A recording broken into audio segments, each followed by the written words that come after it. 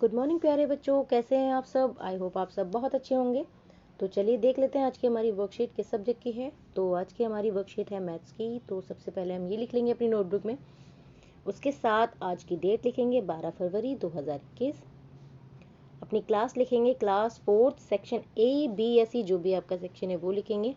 आज की worksheet number लिखेंगे 168। और ये जो जगह है इसमें है अपना नाम लिखेंगे और इसमें लिखेंगे आप अपने टीचर का नाम।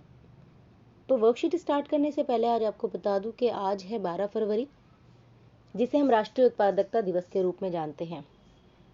इसके लिए इसको मनाया इसलिए जाता है कि इस चीज़ के लिए यानी उत्पादकता क्षमता बढ़ाने के लिए एक राष्ट्रीय उत्पादकता परिषद भारत में उत्पादकता, स्पर्धा, लाभ, सुरक्षा, विश्वसनीयता बढ़ाने और बेहतर गुणवत्ता सुनिश्चित करने की दिशा में समाधान प्रदान करने के लिए ये काम करती है। ये परिषद जो है ये काम करता है। तो इसकी स्थापना जो है वो 12 फरवरी को हुई थी। तो इसलिए 12 फरवरी को राष्ट्रीय उत्पादक दिवस के रूप में मनाया जाता है। और पूरे देश में 12 फरवरी से 18 फरवरी तक इसे जो है उत्पादकता सप्ताह के रूप में मनाया जाता है। ठीक है, तो अब हम अपनी वर्कशीट की तरफ बढ़ते हैं।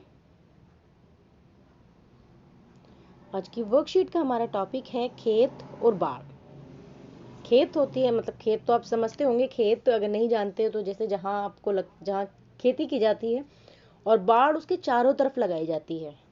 ऐसा मान लीजिए जैसे आप अपने घर के चारों तरफ रेलिंग लगाते हैं, है ना, बाउंड्री बनाते हैं, इस तरह की आप उसको एक इमेजिन कर लीजिए कि बाढ़ होती है इस तरह की। तो राजू के पिताजी और चाचा जी किसान हैं। वे गांव में रहकर खेती करते हैं। इस साल उन्होंने अपने अपने खेतों के बाहर बाड़ लगाने के बारे में सोचा, जिससे जानवर उनकी फसल खराब ना कर सकें। दोनों के खेत कुछ इस प्रकार दिखते हैं। अब पिताजी का खेत जो है वो इस शेप का है, आयताकार है, ठीक है। और जिसकी कैसे है कि ये 10 मीटर, ये 10 मीटर, ये 6 मीटर, ये 6 मीटर। अगर हम चारों तरफ बाड़ लगाएंगे तो हमें इतनी ही चाहिए, जैसे 10 और 10 20, 6 और 6 12, कितनी हो गई 32। टोटल सबको जोड़ दिया तो ये बाड़, अगर हमें इसके चारों तरफ बाड़ लगानी पड़ेगी तो वो 32 मीटर की हो जाएगी। चाचा जी की है जैसे इधर इधर तो 10 मीटर की, इधर 8, 10 और 8 18, और इधर के हैं 7 और 7 14। ये भी सिर्फ उसका आकार जो है अलग है, लेकिन जो उनमें बाड़ लगाने के लिए जो भी चीज़ लगाई जाएगी वो इक्वल आ रही है। ठीक है, तो बाड़ नापने का जो तरीका है वो यही है कि एक सारी जो साइड्स हैं, जो आपकी जितनी भी दिख रही है, इनको प्लस कर देना है, इनकी जितनी भी डिजिट है। जब उन्होंने बाड़ लगाने वाले को बुलाया तो उसने दोनों ही खेतों पर लगने वाली बाड़ की लंबाई 32 मीटर बताई, जैसे अभी हमने किया। राजू ये सोचकर आश्चर्य में पड़ गया कि दोनों खेतों की आकृति अलग अलग होने पर भी बाड़ की लंबाई एक जैसे कैसे हो सकती है। तब उसके पिताजी ने समझाया कि अलग अलग आकार के खेतों की सीमा की लंबाई बराबर हो सकती है, क्योंकि बाढ़ खेत की बाहरी सीमा पर लगती है। जैसे भी मैंने आपको काउंट करके दिखाया था कि कैसे है कि साइज मतलब उनका आकार अलग अलग है, लेकिन जब उनको जोड़ा, उनकी सारी जो साइड थी, जो बाड़ लगाने के लिए उसकी जो लंबाई थी चारों तरफ की, वो जोड़ने पर सब एक बराबर आ गई। जैसे यहाँ था 10 6 10 6 32, 8 7 7 10 7, तो ये भी 32। दोनों खेतों की बाहरी सीमा की लंबाई जो है वो बराबर आ गई। इसको नापने का तरीका मैं ऐसे बता सकती हूँ कि आपको कैसे पता चलेगा। देखिए, आप ऐसे चलें, यहाँ से नापना है, जैसे यहाँ से चलेंगे, यहाँ से चलेंगे, यहाँ से चलेंगे, इस तरह चलना है, तो आपको पता चल जाएगा कितना आपने कितने मीटर चला है। ठीक है, अगले दिन राजू खेतों में घूमने निकला। अब जो है अलग अलग तरह के खेत होंगे आसपास, तो वो खेत में घूमने निकला। उसने सोचा कि वह उस खेत में घूमेगा जिसकी सीमा की लंबाई सबसे कम होगी।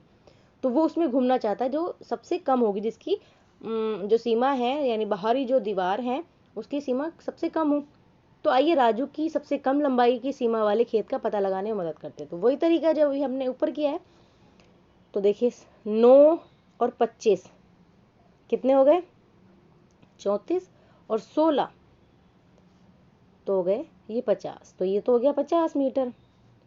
ठीक है, इसको जोड़ें अब, ये तो हमारा हो गया 50। इसको जोड़ें, देखिए 10 और 2 12, 2 14, 10 24, 26, 28, 38, 40, 42, 52, 54, 56। ठीक है, या फिर हम इसको दो तरीके से जोड़ सकते हैं। देखिए कैसे, 10, 10, 10, 10, 40। अब दो के कितने, 1, 2, 3, 4, 5, 6, 7, 8, 8 दूनी 16, और ये हो गए 50, तो ये हो गए 56 मीटर, ये हो गया 50 मीटर। अब इनको जोड़ें तो 13 और 13 26, और 8 और 8 16, तो ये हो गया 42 मीटर। उसके बाद इसे जोड़ें तो ये कितना है, 10, 10, 10, 10, 10, 50। अब आप देख ही सकते हैं कि सबसे छोटा कौन सा है, ये वाला जिसकी 42 मीटर आई है। तो खेत नंबर कौन सा है, तीसरा। तो यहाँ लिख देंगे खेत नंबर 3 की सीमा की लंबाई सबसे कम है। ठीक है, उस इस तरह की प्रैक्टिस के लिए आप अपनी वर्कबुक में ये ज़रूर होगा, जैसे कि दिया है पेज नंबर 152, 153, तो इसको ज़रूर कीजिएगा, इसकी प्रैक्टिस हो जाएगी। नहीं तो अपने घर में किसी से भी इस तरह की फिगर लेके उनके नंबर लीजिएगा, खेतों की लंबाई लीजिएगा, और आप भी चेक कीजिएगा कि किसकी लंबाई सबसे ज़्यादा है, किसकी सबसे कम है। बहुत मज़ा आने वाला है। ठीक है, उसके बाद है पेरेंट्स के लिए सुझाव। फसल उगाने के लिए किसानों द्वारा की गई कड़ी मेहनत के बारे में बच्चों के साथ चर्चा करें कि किसान, क्योंकि हमारा देश कृषि प्रधान देश है, हमारा जो सब कुछ टिका हुआ है वो कृषि पर ही है।